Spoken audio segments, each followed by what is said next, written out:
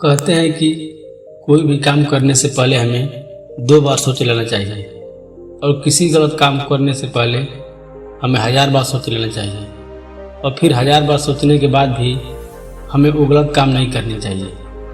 ये बात लिखने और पढ़ने में बहुत अच्छी लगती है, मगर हम इंसान इसे अपनी निजी ज़िंदगी में कम ही अपना पाते हैं और ज़्यादातर समय हम कुछ करने से पहले या तो सोचते ही नहीं या सोचते भी हैं तो उस सोच पर ध्यान नहीं देते और जो करना होता है उसे कर देते हैं। दोस्तों, आज की इस शिक्षा देने वाली कहानी के जरिए हम आपको इसी बात की सीख देंगे कि किस तरह हमें अपने किसी भी कर्म को करने से पहले अच्छी तरह से सोच लेना चाहिए। फिर चाहे वो कर्म कुछ भी हो, उस कर्म को करने से पहले ये जरूर सोचें कि उसे करने से क्या फ़ायदा होगा, क्या नुकसान होगा और क्या वो कर्म करना सच में ज़रूरी भी है।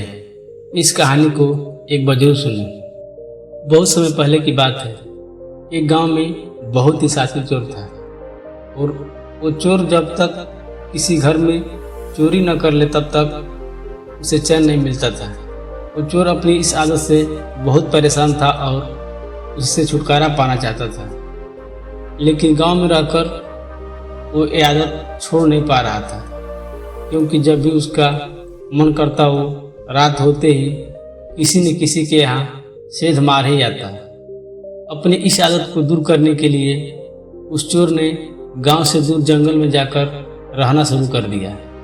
उस दिन जैसे तैसे उसने जंगल में बिताए, लेकिन चोरी किए बिना उससे रहा नहीं जा रहा था। उसने एक दिन सोचा कि बहुत दिन हो गए, दूसरा गांव इस जंगल के पास में ही है, वहां जाकर एक बार अंतिम चोरी कर लेता हूं, उसके बाद नहीं करूंगा। ऐसा सोचकर वो अंधेरा होते ही चोरी करने के इरादे से दूसरे गांव की तरफ निकल गया। लेकिन रास्ते में उसे एक कुटिया दिखी और उसने सोचा कि क्यों न आज रात यही हाथ साफ कर लिया जाए। वो चोर जैसे ही उस कुटिया में घुसा तो उसने देखा कि कुटिया के अंदर एक साधु बैठे हैं और वहाँ चोरी करने के लिए कुछ सामान नहीं है। वो वहाँ से चुपचाप निकलने लगा, लेकिन ध्यान में बैठे साधु को उस चोर के आने का एहसास हो गया था, तो उन्होंने उसे आवाज़ दी और कहा, कौन हो, इतनी रात को यहाँ क्यों आए और जा क्यों रहे हो? वो बोला, मैं चोर हूँ और चोरी के इरादे से यहाँ आया था, लेकिन आपके पास चोरी करने जैसा कुछ है ही नहीं, तो अब मैं कहीं और जा रहा हूँ। साधु बोले, चोरी करना छोड़ क्यों नहीं देते, मेहनत का काम करो और एक अच्छी ज़िंदगी जियो। चोर बोला, अब मैं अपनी चोरी की आदत को छोड़ना तो चाहता हूँ, लेकिन चाहकर भी ये आदत मुझसे छूट नहीं रही है। आप मुझे आशीर्वाद दें ताकि मैं यह काम को छोड़ सकूं। चोर की बातें सुनकर साधु बोले, अगर तुम चोरी की आदत छोड़ नहीं पा रहे हो तो एक काम करना, जब भी तुम चोरी करो तो उसके बाद अपने गुनाहों को उन लोगों के सामने स्वीकार कर लेना जिनके यहाँ तुम चोरी कर रहे हो, या फिर जिनके यहाँ तुम चोरी करने के इरादे से जाओ, पहले तुम उसे बता देना। साधु की बात सुनकर चोर थोड़ा हैरान हो गया, पर उसने सोचा साधु ने कहा है तो इस बात का कुछ न कुछ असर जरूर होगा। ऐसा सोचकर वो वहाँ से चला गया। अगली रात वो चोर एक घर में घुसा और जैसे ही वो वहाँ रखे पैसों को अपने बैग में भरने लगा, तभी उसे साधु की बात याद आ गई। उसने मन ही मन सोचा, अगर मैं ये पैसे चोरी कर लेता हूँ और फिर घर के मालिक को बताता हूँ तो वो मुझे पकड़ लेगा और पुलिस के हवाले कर देगा। पुलिस मुझे पीटेगी और चोरी करने के जुर्म में मुझे जेल में डाल देगी। जैसे ही उसके मन में पुलिस और पिटाई की बात आई तो उसने अपना मन बदल लिया और चोरी किए बिना ही वहाँ से भाग गया। उसके बाद वो चोर जहाँ भी चोरी करने जाता, उसके मन में वही सब बातें आती और वो डर कर बिना चोरी करके लौट जाता। कुछ दिन बाद वो चोर उस साधु के पास फिर से गया और उसने बोला, गुरुजी, आपने मुझे एक ऐसा उपाय बताया है, अगर मैं चोरी करने के बाद पहले ही उस मालिक को बता देता हूँ तो मैं चोरी कैसे कर पाऊँगा?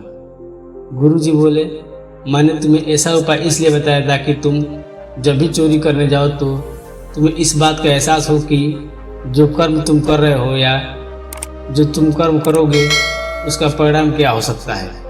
जब भी तुमने मेरी कई बात पर ध्यान दिया तो तुम सावधान हो गए और जान पाए कि तुम्हारे कर्म अगर ऐसे ही रहे तो तुम्हें सजा भी हो सकती है। इससे तुम अपराध करने से बच गए। साधु की बात चोर को अच्छी तरह समझ आ गई और उसने चोरी छोड़कर मेहनत से काम करना शुरू कर दिया। यह कहानी सिखाती है कि हमें हमेशा किसी भी कर्म को करने से पहले उससे मिलने वाले परिणाम के बारे में सोच लेना चाहिए। जब तक हम अपने कर्मों के प्रति सचेत रहेंगे तब तक हम कुछ भी गलत नहीं कर पाएंगे। बहुत से लोग ज़्यादा जागरूक न होने के कारण गलत कर्म कर देते हैं, वो परिणाम के बारे में नहीं सोचते। कुछ लोग ऐसे भी होते हैं जो पहले कर्म कर देते हैं और बाद में उनके परिणामों के बारे में सोचते हैं और जब चीज़ें गलत हो जाती है तो फिर वो पछताते हैं। अच्छे कर्म करने से पहले जब आप उसके परिणाम के बारे में सोचेंगे तो उसके परिणाम भी आपको अच्छे ही नज़र आएंगे, और अगर किसी बुरे कर्म के परिणाम के बारे में सोचेंगे तो उसके परिणाम भी आपको बुरे ही मिलेंगे। इसलिए जब भी कुछ करें तो 2 मिनट रुक कर जरूर सोच लें कि जो आप करने जा रहे हैं उसका असर आपकी और आपसे जुड़े लोगों की ज़िंदगी में कैसा पड़ेगा।